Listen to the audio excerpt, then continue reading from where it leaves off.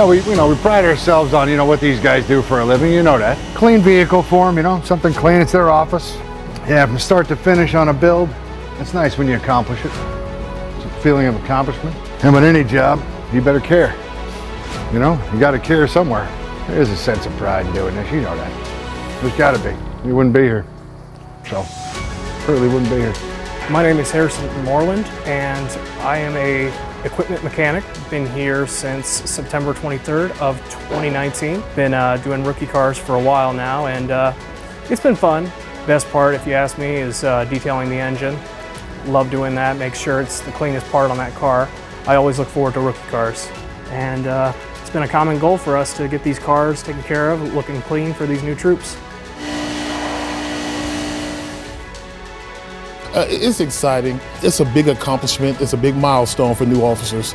You go through our strenuous application process, you go through the academy, and then once you finish your field training and to actually get your own car and start solo patrol, there's a lot of anxiety and a lot of excitement.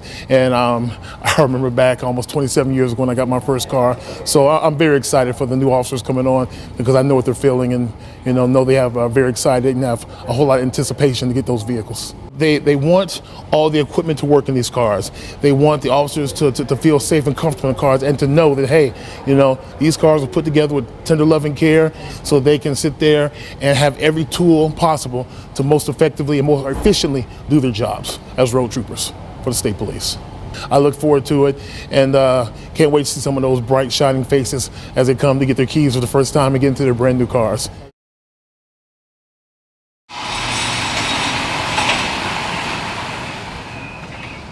They're going to be issuing the new rookies their cars, and we're going to be moving the cars over to the museum and lining them up for issue. Hopefully I get Tom to be happy with my parking abilities. We have all kinds of equipment here, but the most important thing to make everything work is this coffee.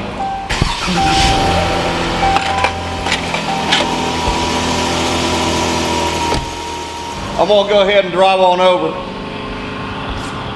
You'll be the first one over. Just go ahead and just stage it out front.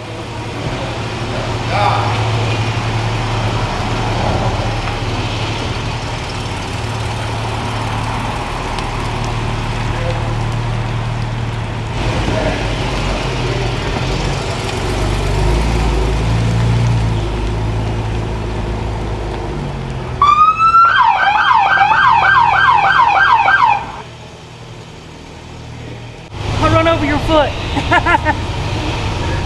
They were going to leave them in the garage and do it all in the garage, and with the weather's kind of cleared up a little bit, so I guess they're going to go over and do it at the museum like they normally do. Come on back. Whoa, right there. Now we'll know when we do the second one. You should be good now, right? You think we're okay? What's up? Are we exactly at 15.5 degrees? Straighten it up. There you go. I'm gonna get you over just a little bit. Turn just a hair. Go back until I tell you to come back under it. Whoa. A little more. Good, right there. Just come on back for a minute. All right, stop right there and let me look at the front. When they park the cars, they bring me the keys. I put them in this packet, and the packet goes inside. It goes to the troopers. They come out and get their car.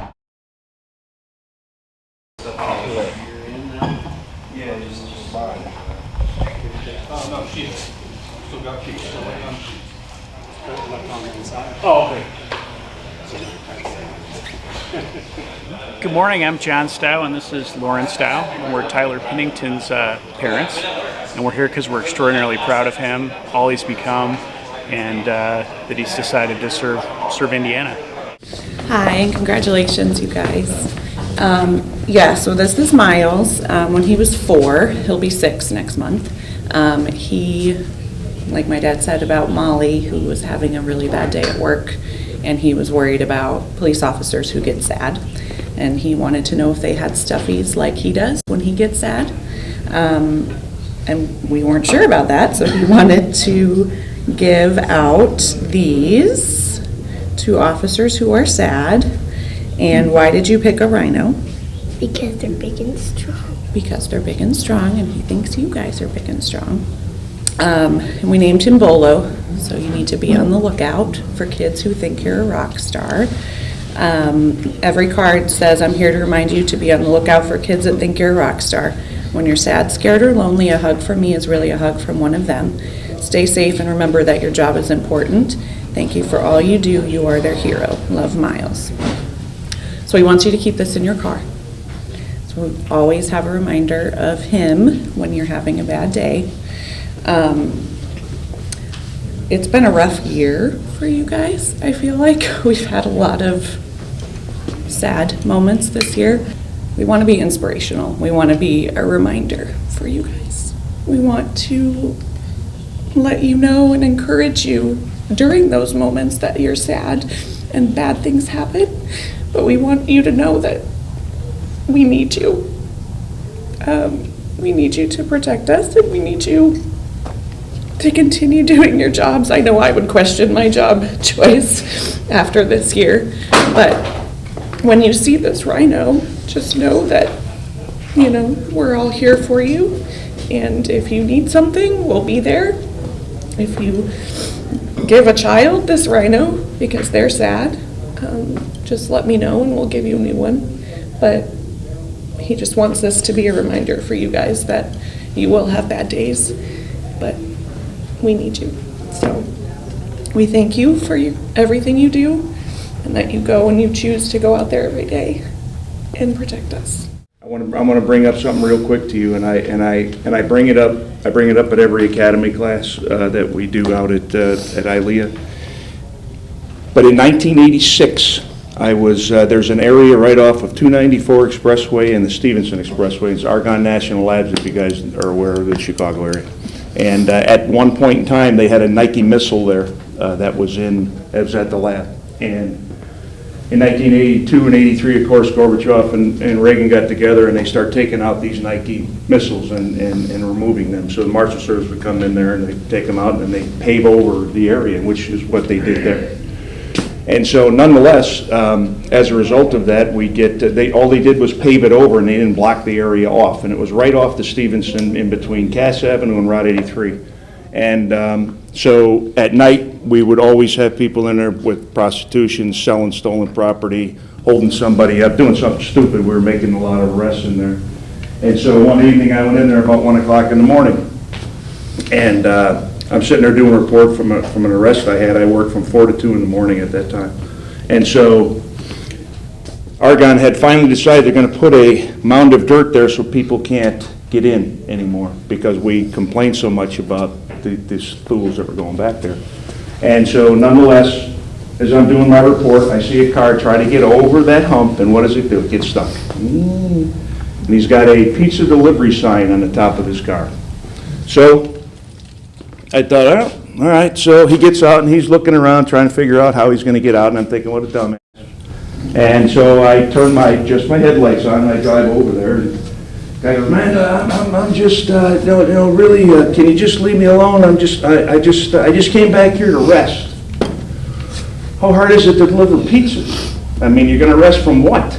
Well, I just need a rest, and I just want to come back here, and I got 2 kids, and okay, let me have your driver's license. Well, look, man, if you just leave me alone. Now, where are we going with this? Does he have a driver's license? No. So I run him, of course, and we didn't have computers in the car then, and they came back and they said he's canceled. And I said, I thought to myself, canceled? I never even heard of cancel. Cancel is the same thing in this state as habitual. So I go back up there, I see you have a driver's license. Well, I said, does the place that you work for know that you don't have a driver's license? They know that you're out driving, delivering pizzas on a canceled license?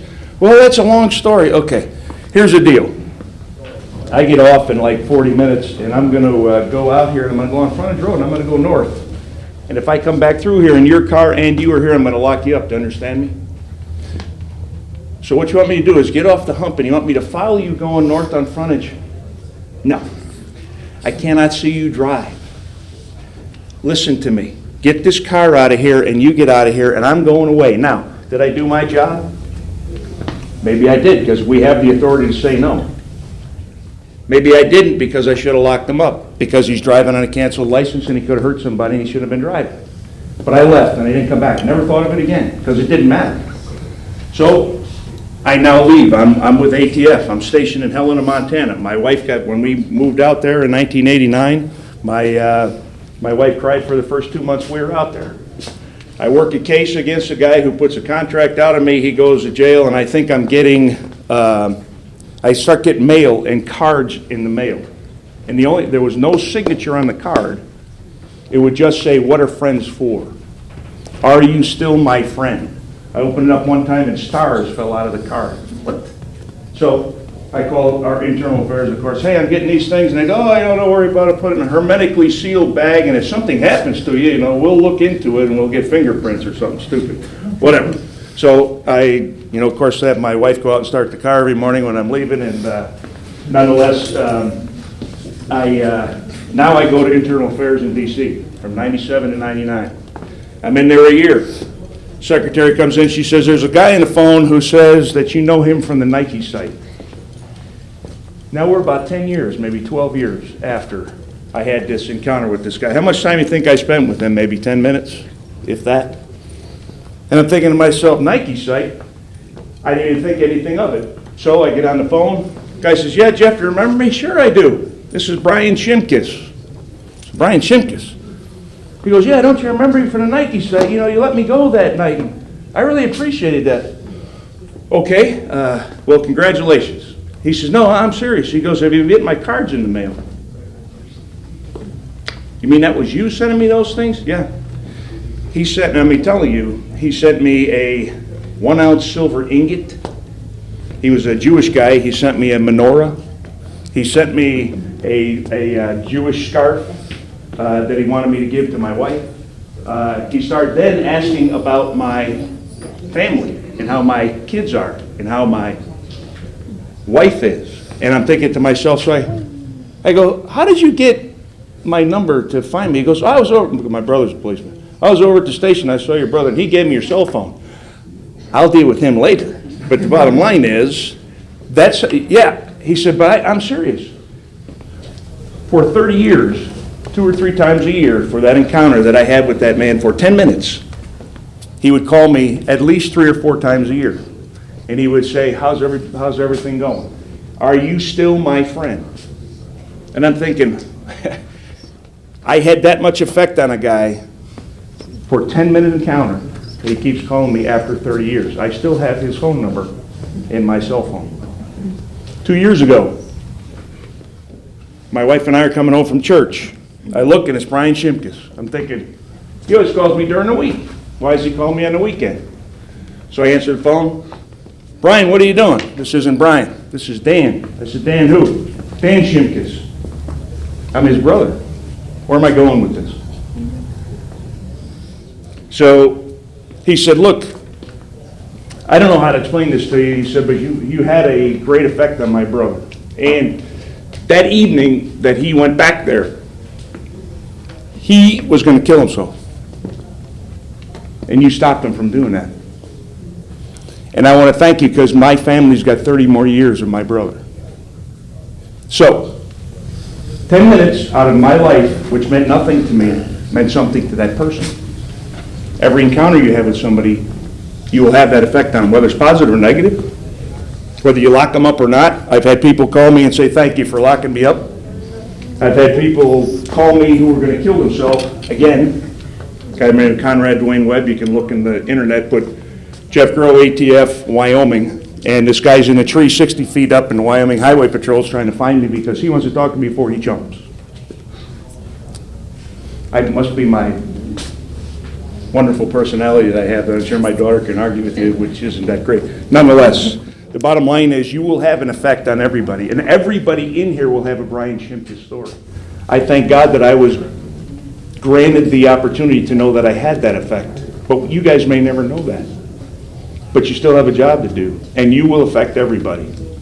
Obviously, you affected that 5-year-old who wants to be just like you. So, all I can tell you guys, I wish you the best of luck. And these little rhinos here, if you guys give them out to somebody, just let us know.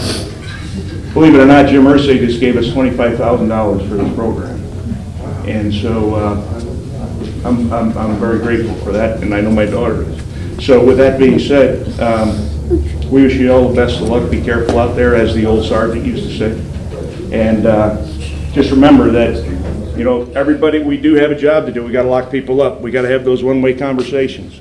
No matter what the media says, there's always somebody like that and like that and like that who doesn't care what the media says, because they care about you.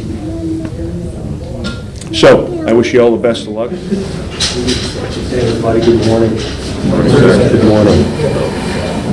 We're going to just take a couple minutes here and try and beat this weather so that everybody can make this final step. You know, it's a big deal. It's a big deal. I hope this last few months has been good for you. I hope that it's been you've had an opportunity to see different aspects of the agency and interact with different people. Some good, some bad, some in the middle.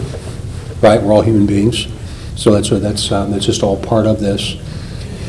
I will say that this is now going to be probably the last time you guys gals are all together as a class. Since it's a smaller class, you might run across each other a little more regularly. But I guess one of the main things that I was trying to accomplish today is to want to congratulate you. You've earned this. You've earned this day. You've earned this moment in time. It's going to be a little different. You're going to look over that passenger side. There ain't going to be anybody there. We said, and I've said to you multiple times, both through training and at the graduation, that what you're going to experience in the middle of the night by yourself is really extraordinary. And I hope that I and we have prepared you for that. Ultimately, the responsibility lies with me, and I would associate myself with our trainers in this academy, and I would compare it to anybody else in the country. So I think we've done everything that we can possibly do, but I hope you'll always remember what you were taught, and what was said to you, and how you interacted in the academy setting, especially as you endure this period of time where you're going to become cynical and a little bit hateful. It's all part of this, I think. So remember how you feel today, when you start feeling like nobody understands and nobody cares, and I don't have to do that, or I don't want to have to do this, or whatever it might be. Remember today. Remember today. Because there's not a more important job on the department than that squad sergeant. There's just not. They're responsible for so much of what happens in the field and who we are as an agency and what we do for other people. And finally, I'll just say, the people that made this happen for you today,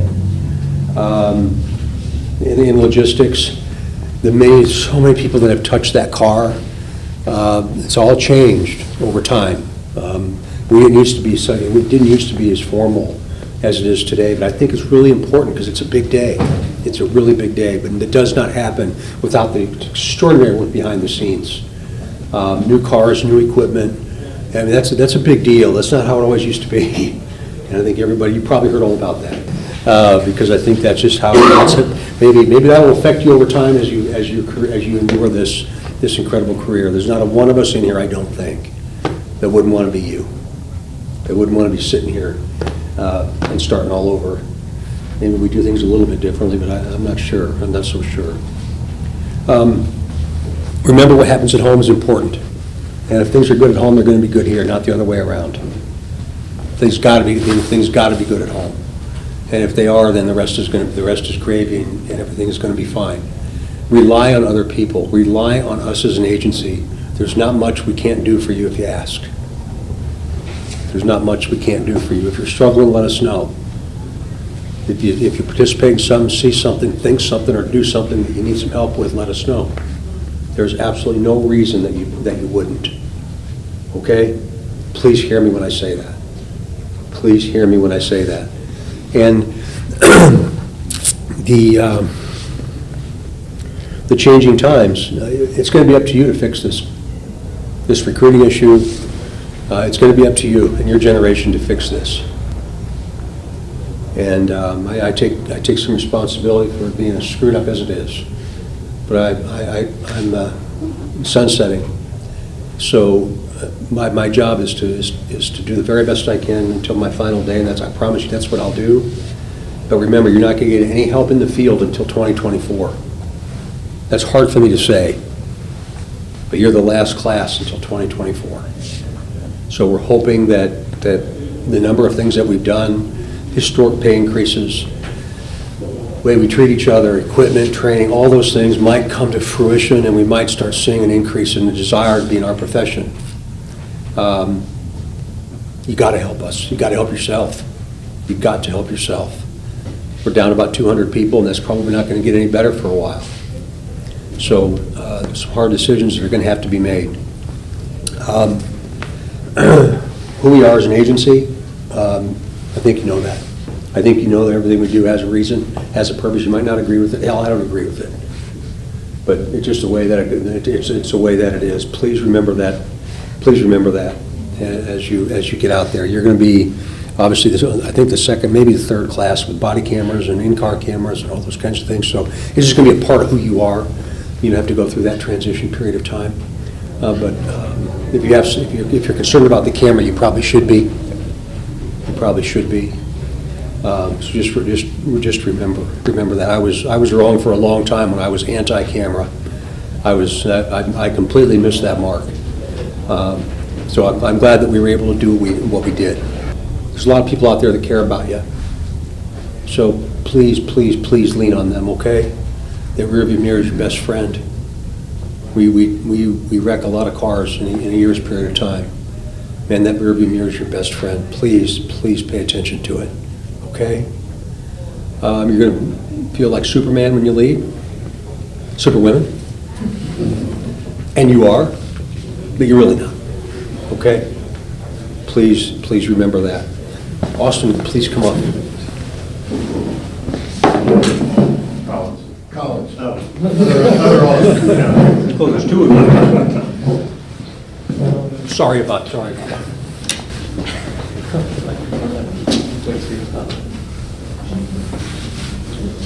I think most people understand what happens now. I mean, I don't think there's really any secrets anymore to what we do or why we do what we do.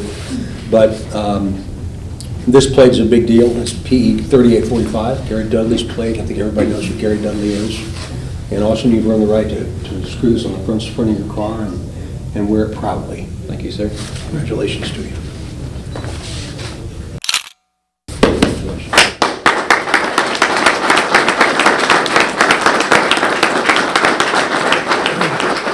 Okay, and one final thing. We set the bar with this, Austin. I want everybody to know and hear me loud and clear. This is not free, okay? It's not going to be without some hurt and without some pain. I think the lateral program is a really good program, and I think we're on our way to finding some balance there. And then in the next month or so, you're going to get a writing assignment from me. I want to hear all about it. I want to hear what your thoughts on not only your experience in the academy, but in FTO. They're really important because every single time we learn something from what you tell us, but also what are your thoughts on the lateral and what are you hearing out there in the field? I cannot see having an academy in less than 16 weeks right now. If somebody doesn't want to give us 4 months, I'm not sure I want them next to you. Fair enough? Okay. Michael? Yes, sir. Okay. See you out there. Yes, sir. Yes, sir. That's what I came back in here for.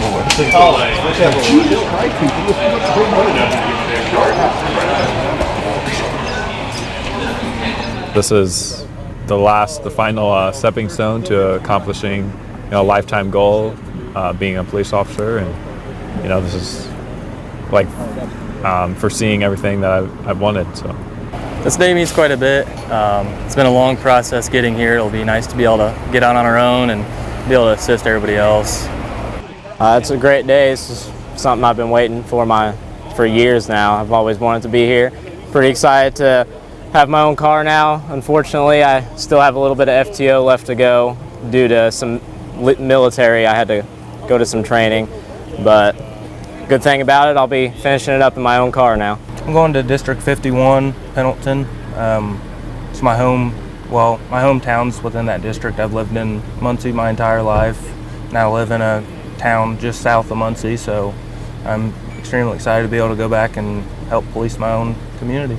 It's pretty amazing the fact that he's went through this whole process, and it's been a year. It's just very, very great to see him be able to accomplish this. It was a long road to here, obviously. I think we're all excited, all ready to get out on the road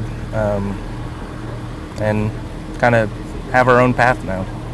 He knows the importance, what they do for the community, and I think he'll be great at it.